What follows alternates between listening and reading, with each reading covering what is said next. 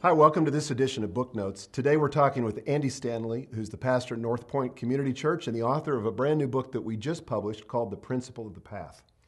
Andy, what is the Principle of the Path?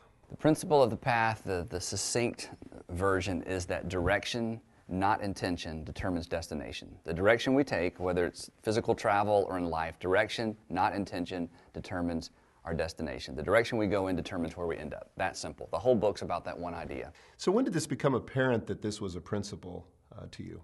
Well, as a pastor, I used to do a lot of counseling. It wasn't really counseling. It was more listening and then interrupting and saying, okay, I've heard enough. Now I know what you need to do. I'm more of a consultant than a counselor, so I gave that up.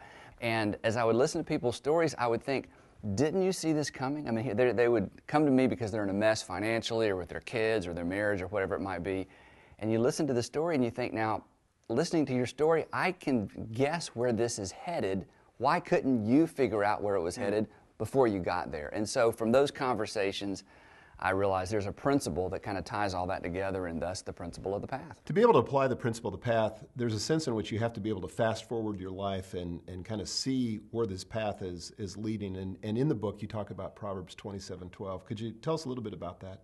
The verse says that the prudent see danger and take refuge.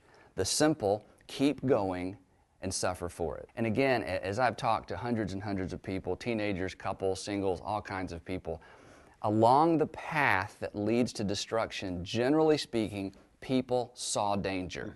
They just didn't do anything.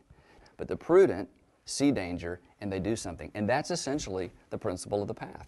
What is the role of friends in figuring out the path and applying the principle of the path? Oftentimes we are blind to the paths that we are on. Either we're naive, we're too young, we've never been there before. Surrounding ourselves with people that are trustworthy friends, and beyond that, surrounding ourselves or getting access to people who are where we want to be. And in the book I say, one of the smartest things you can do is to ask people who are where you want to be for a copy of their map. Just tell me to the best of your ability, how did you get here? Because obviously you made some good and some bad decisions. If you were me now, knowing what you know now, what would you tell me? Do you still do that? Absolutely. Yeah. So you really never outgrow it? I don't think so. And again, because in many of these arenas, it's new to us. We don't know. We're kind of guessing. And so to have outside input is critical. Wow. In the book, you talk about the disconnect between intentions and direction. How are those different, and how does that play itself out? For example, a young lady says, well, in my future, my intention is to marry a Christian guy who's got his act together financially and morally and whatever, and so that's sort of her intention. But then she dates basically anybody who will ask her out who's cute and has a nice car. So there's a disconnect. Here's my intention, but here's the direction I take. As simple as that sounds, that disconnect is so powerful because, generally speaking, there is something very emotionally alluring on the wrong path every time. Something we want, somebody we want, a relationship that's inappropriate, and there's a huge emotional pull, and consequently, we get distracted. And we think, well, somehow my good intentions are going to overwhelm or overcome the direction I take. But the path that we take determines where we end up every single time. So if a person can become cognizant of the natural tendency for there to be a disconnect, I think they've taken a huge step to avoiding avoidable consequences.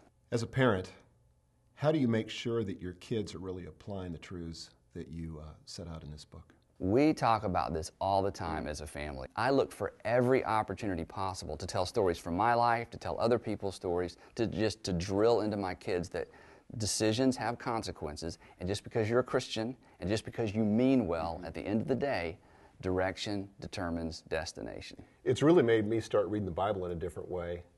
Just because you tell so many Bible stories, almost every chapter you use a story to illustrate it, but it's so there in Scripture. It's there in Scripture, it's everywhere in life. It's a principle, it's unavoidable, and as I say in the beginning of the book, it is impacting every single person every single day, whether they're aware of it or not, as is the case with most principles. Andy, what do you hope to accomplish with this book? What do you want the reader to be able to walk away with after they finish the book? I would like to think that everyone who reads this book, if they don't remember anything else, would remember direction, not intention, determines my destination. When there's a disconnect between here's what I wish for my life, but here's the decision I'm making, that they would remember my decisions trump my intentions every single time. The principle is there, and I believe God gave us the principle. Direction determines destination, not our intentions.